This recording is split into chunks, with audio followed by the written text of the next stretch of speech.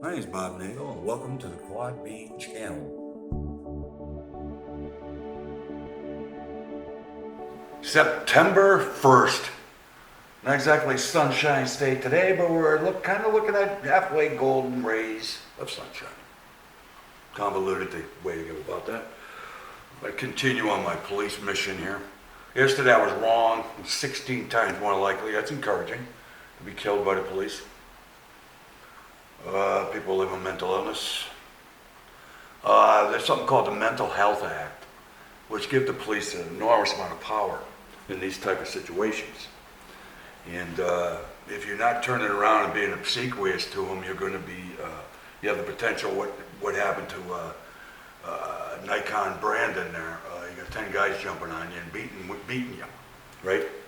And once again, they can place a hold, put you in a psychiatric ward. And they like the guys who beat up Mr. Brandon, there was 10 of them, and as we saw, and or as I saw, they're trained to have insight for that situation, and all it is, insight, knowledge, de-escalate. All that is a power trip to them having that mental health act over you. Don't comply. If you don't comply, the other thing is you don't comply. I mentioned it yesterday. And so, okay, so listen, they use now as a truncheon, which is a long, skinny thing. And the police are trained to hit the nerves on the body to disable a person. I've seen how effective this is in these videos when the police use excessive force. And it's not very effective the way they use it. They just haphazard. Not unless there's nerves that can disable all through the body, right?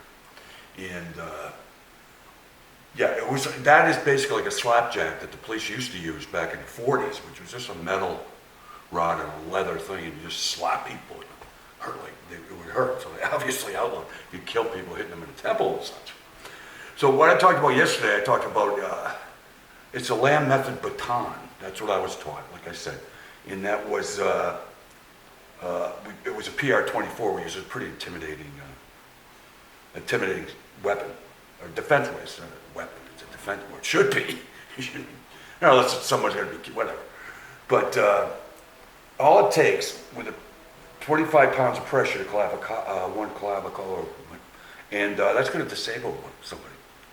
And as far as whacking someone with a stick that's like a slapjack for 20 freaking minutes and bruising up their body, like I said, it's only 25 pounds of pressure just doing that.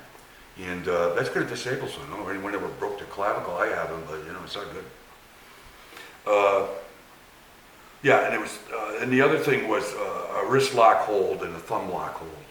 And the most effective one is a thumb lock hold, as far as I'm concerned, which is basically you take your thumb and do the hold. And I think it's probably on a YouTube video. It's a very effective maneuver to get someone to comply, like I said. And it could even be a safety issue if someone's in a tough situation.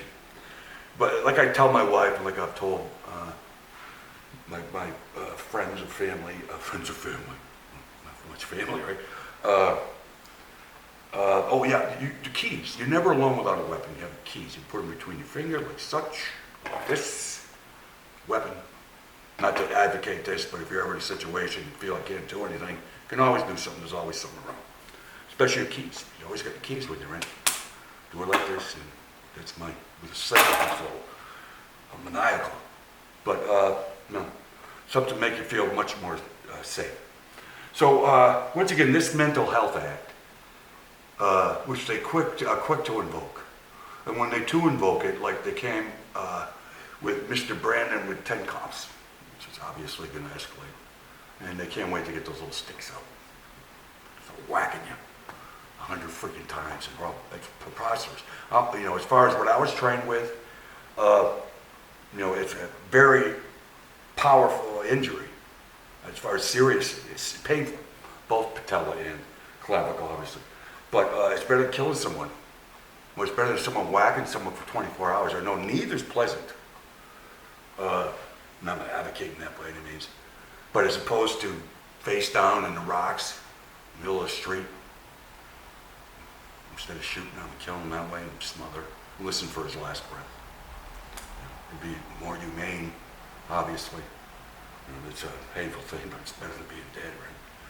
So this is my tirade on the police has just infuriated me since that point. And that's just my thing. And so what I'm going into now, I can plainly see as a mania. I don't know if you can see it. The bipolar eyes, I've been getting it. But, you know, I might be talking a little more rapidly the next couple of days, but probably, as everyone can attest to, fact of life, we're pretty good with it, though. Mad power. No rainbow until the rain.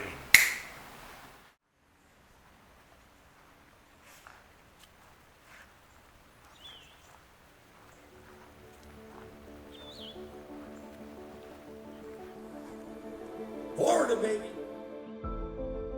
My name's Bob Nagle, and welcome to the Quad B channel. I'm committed daily to doing a bipolar video journal, chronicling what it's like living with bipolar. All bipolar experiences are individualistic. And once again, all mine are an individual. This is a video introspection. I'm hoping to look back on this after a year, engage where my moods were, and maybe find an answer through my own treatment.